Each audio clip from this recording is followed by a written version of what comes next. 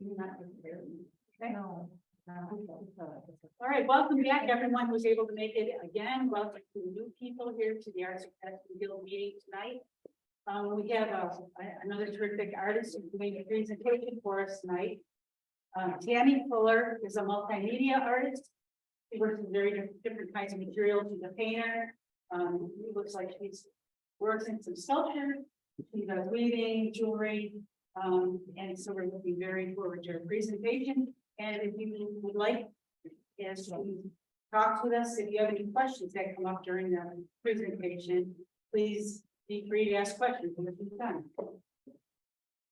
Hey everyone. Hello. Welcome. Thank you. So if I seem nervous, bear with me. I'm not great at public speaking, unless you get me in a workshop environment, in which case I could talk down to you for the next 15 minutes if you don't know anything. Which is my sweet spot. So hopefully we don't end up there. But my name is Tami Fuller. I am a multimedia artist that is truly specializing in fiber.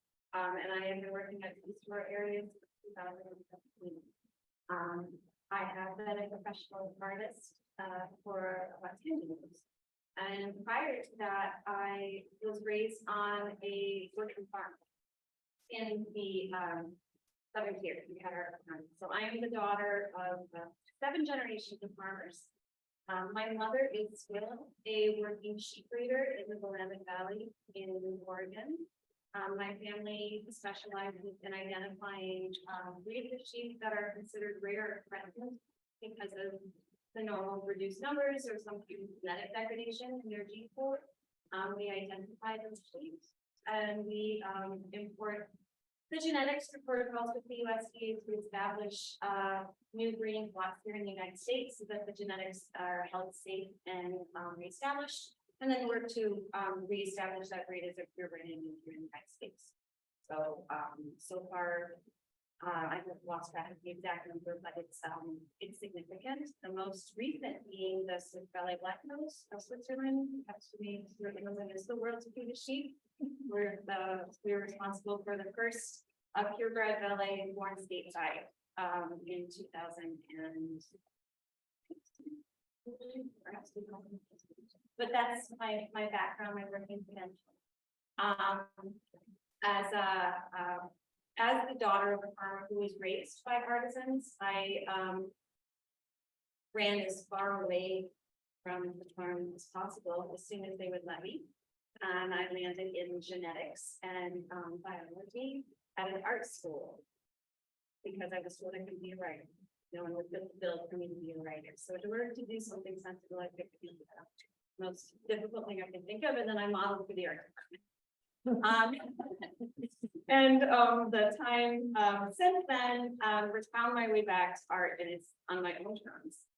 In my late 20s, early 30s, when I began to have children, which I think is when a lot of people tend to reconnect with those parts.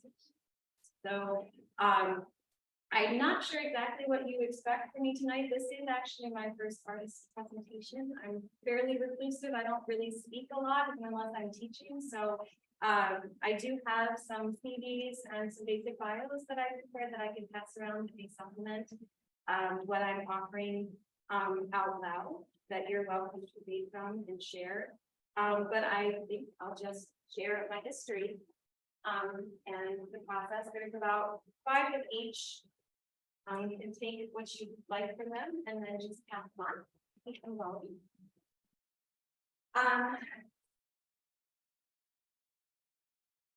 I am primarily an abstract weaver. I work in sheep's wool. I don't really see a lot of movement out of the sheep's wool then when it comes to fiber for obvious reasons.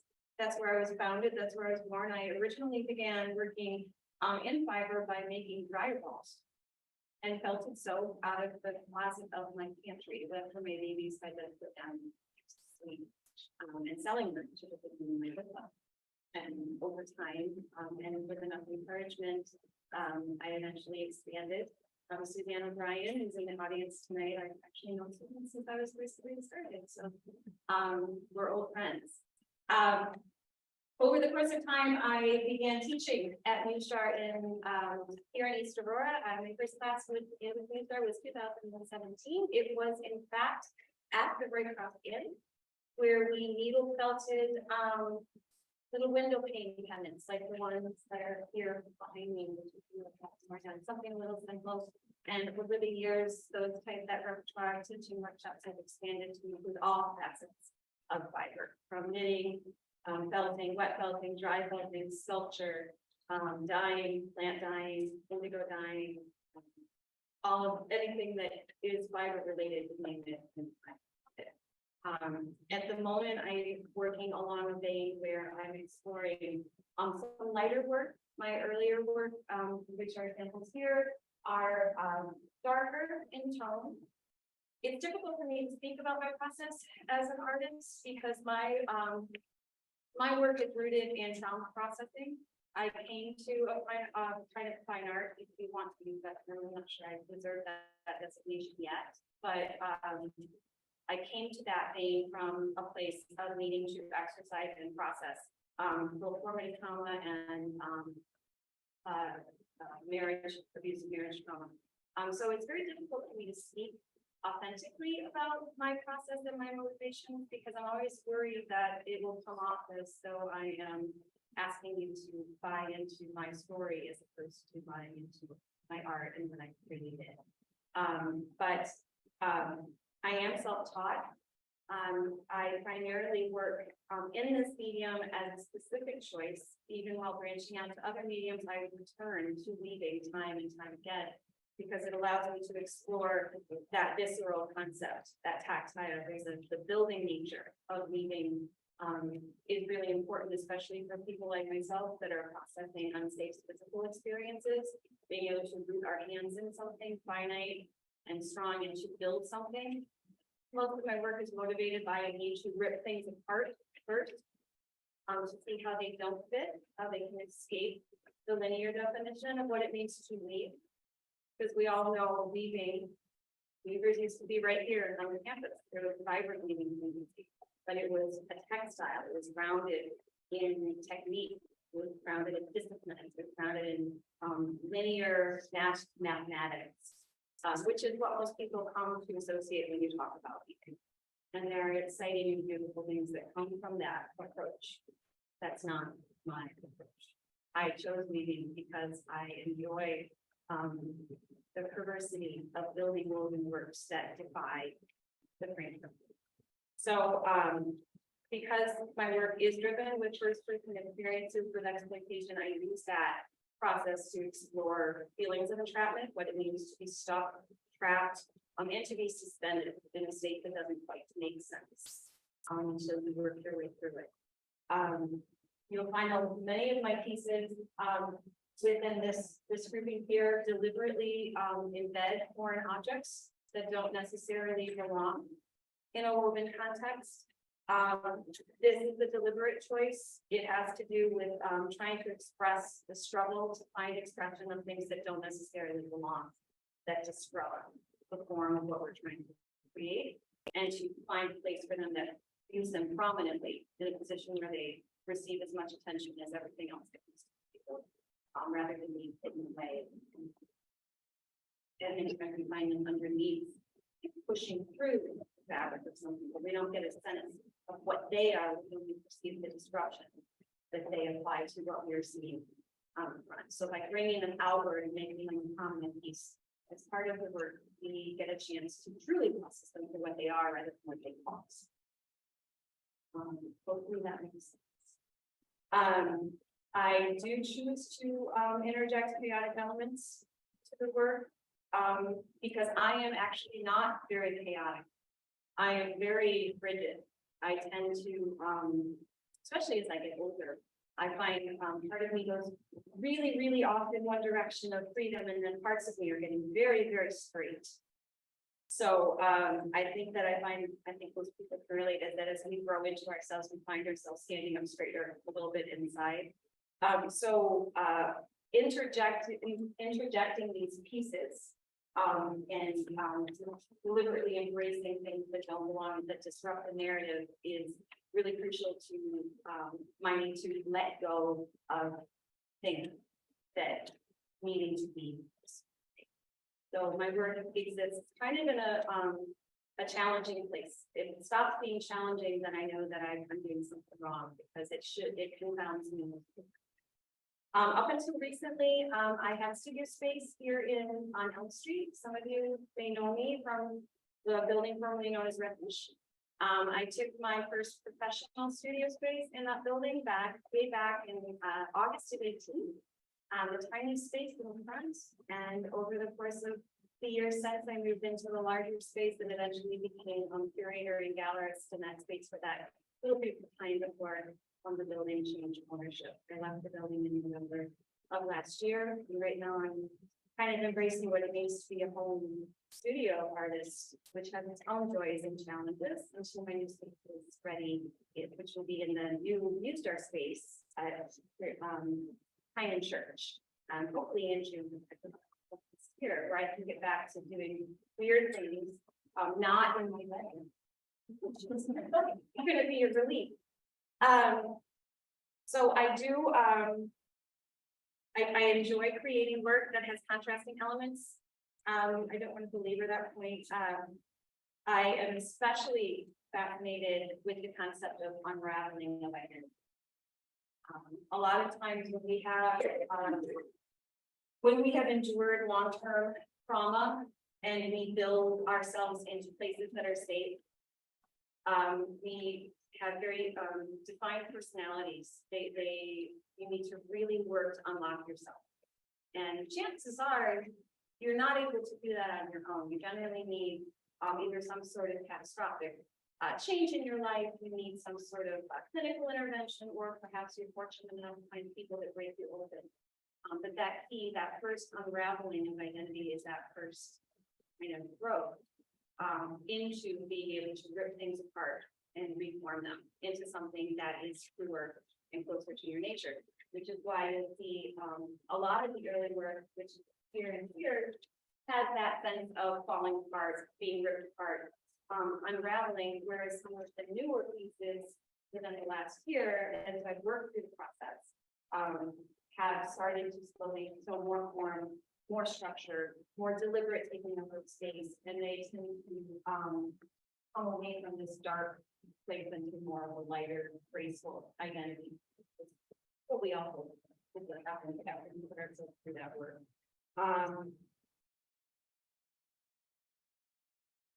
Let's see here. I do work as a full-time artist. I am also a writer.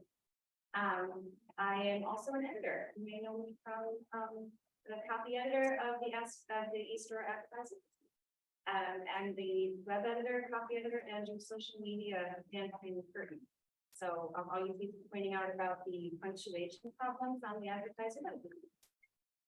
Thank you so much for being sure I know exactly when I'm making mistakes. It's really crucial to me.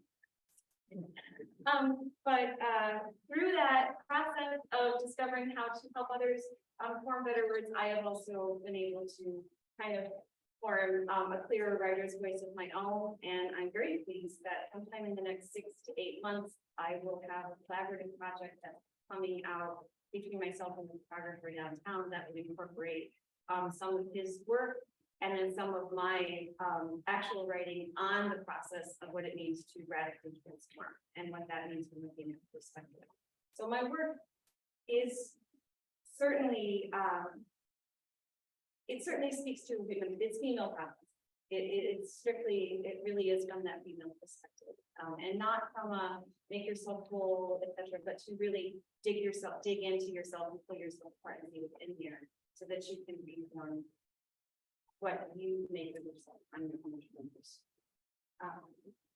I was very pleased to receive the New York Council on the Arts Creatives Rebuild New York designation last year. This is one of the grant recipients, so I have been defined as a Western New York culture leader.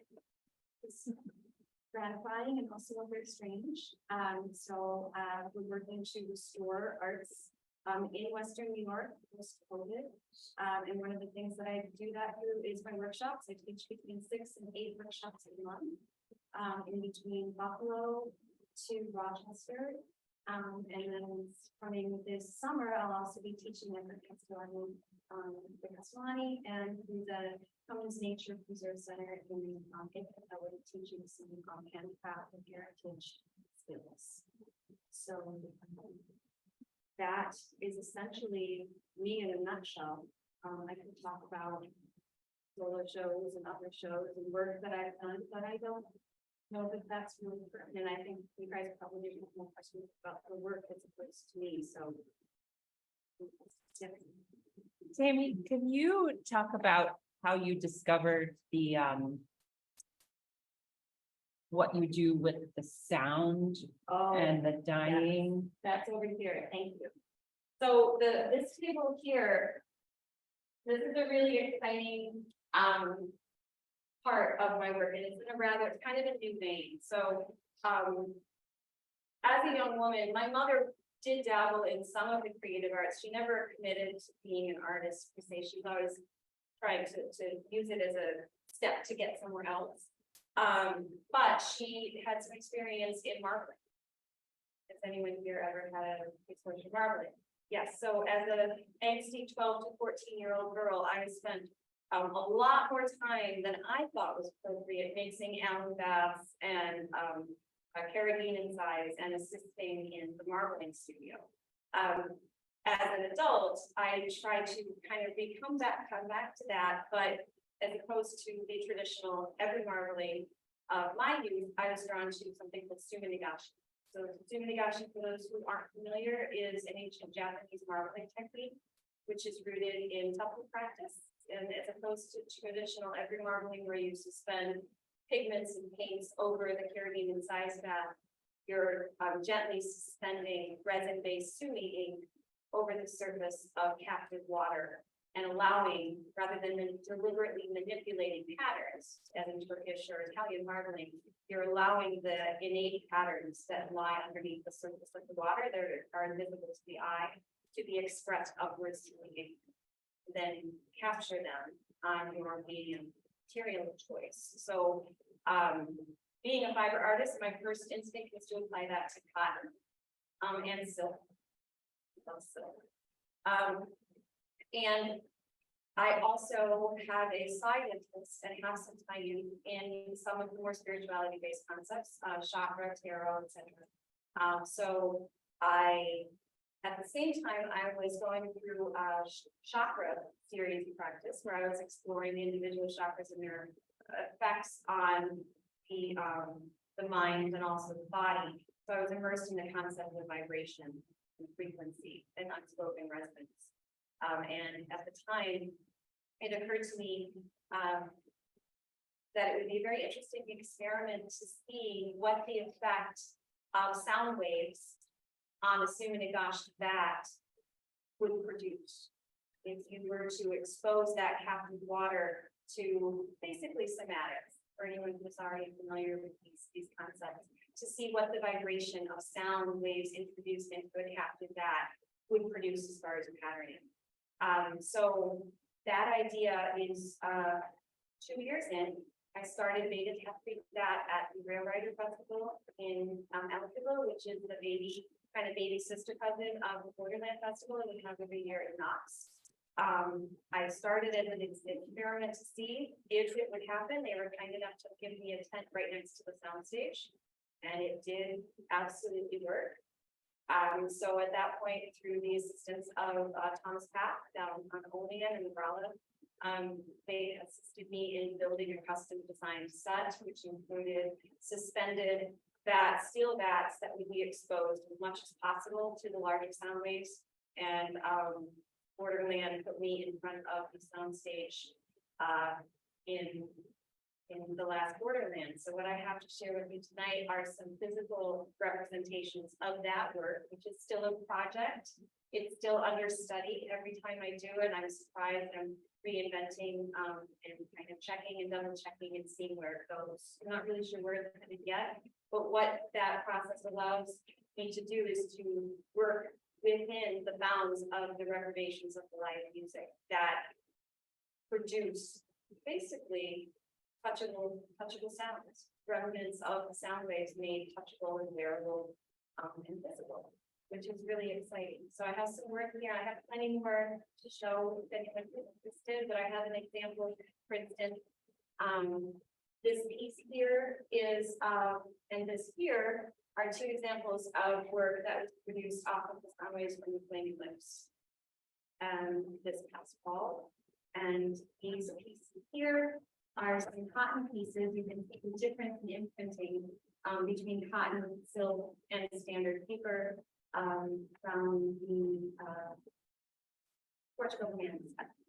So each band did produce resonantly, recognizably different patterns of sound off of the same vat, which is really, really rewarding to see that idea bear out. So that is what this series is, and this is kind of a new direction.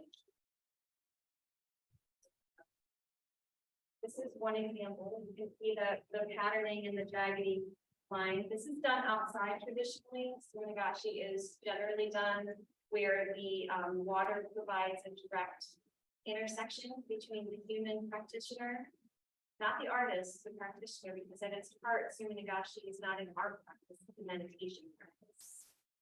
It's generally performed by monks doing mindful meditation. And then that intersection, generally it's there's a poetry on water.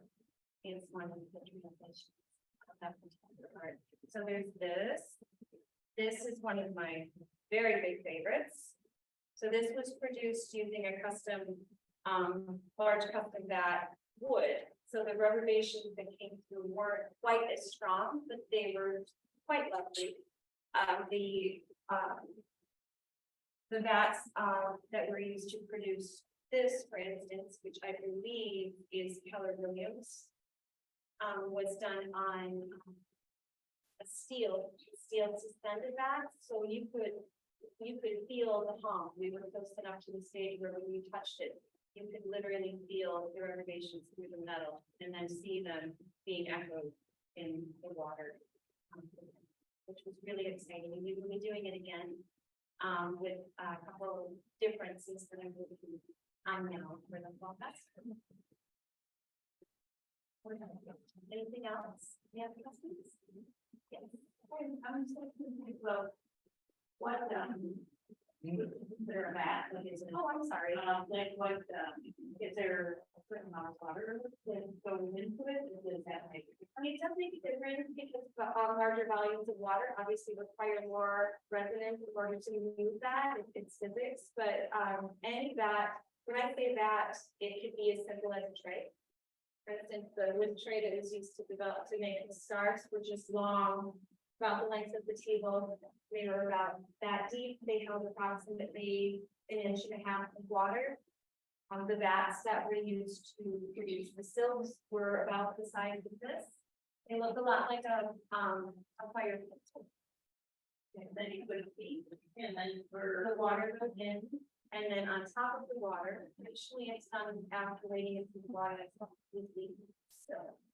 That's the meditative aspect, and then it was gently floated and introduced, not in the water, but very carefully on the surface of the water, so that it can express what happened in the. And then you wait a certain amount of time, and then you wait a little bit amount of time so that the water has a full opportunity to bloom the pattern through. And then, yes, you lay it on. We generally have between 1 minute, again, depending on the rubberbations, because obviously each song is different, but you generally have about 2 minutes before you experience the break. Yeah, that certain tension of the water. It can only hold it for so long. The ink is physically more dense than the water. It's only held on the top by virtue of the fact that it's a resin based state.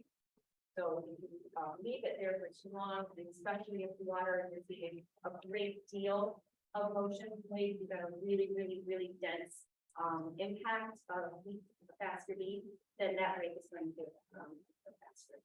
It's not so everyone is different. Very exciting for this group. Can you talk about the different genres of music and how that might affect? I haven't enough experience with different genres to date where I would make a reasonable statement. I am a musician myself. I do play the piano. So I would say from based on that experience, that I would expect that the imprints would be a little more elegant. Okay. Very much, very much.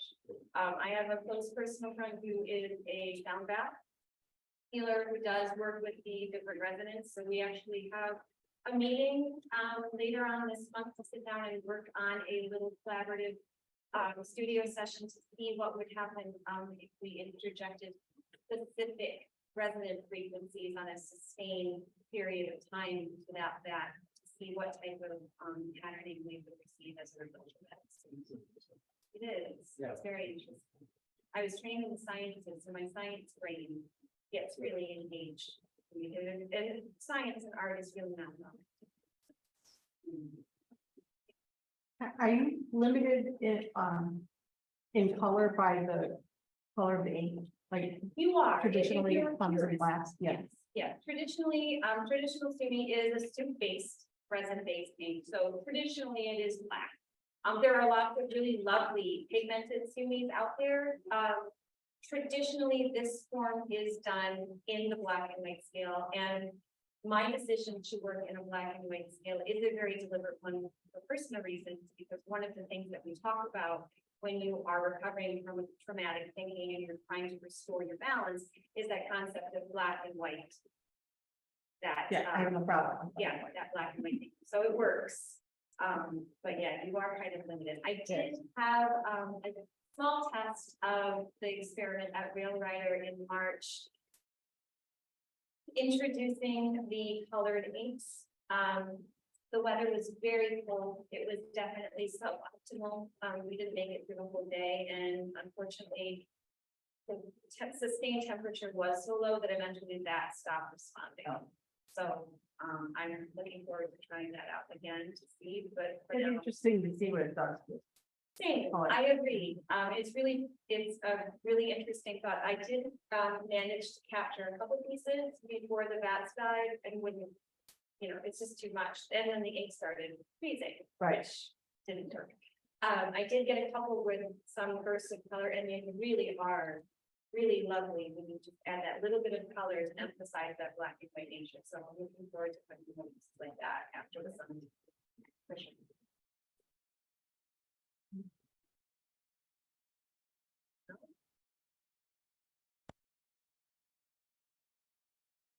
Do you ever think that there's perhaps an alter in tolerance at work? In your work? Oh, yeah. Very much so. I don't think that any artist would say that there isn't some sort of alter intelligence once you start making and you hit that flow state. It's like Mozart, that he never wrote anything, he just heard it and wrote it down. There's something that happens when you get closer and closer to yourself, and through which you accept something that you're a part of that you weren't able to feel before, and then the things come out of you. Hard to explain. It is hard to explain, absolutely, but yes, thank you.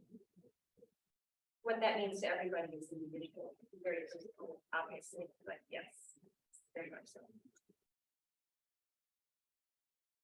Tami, thank you so much.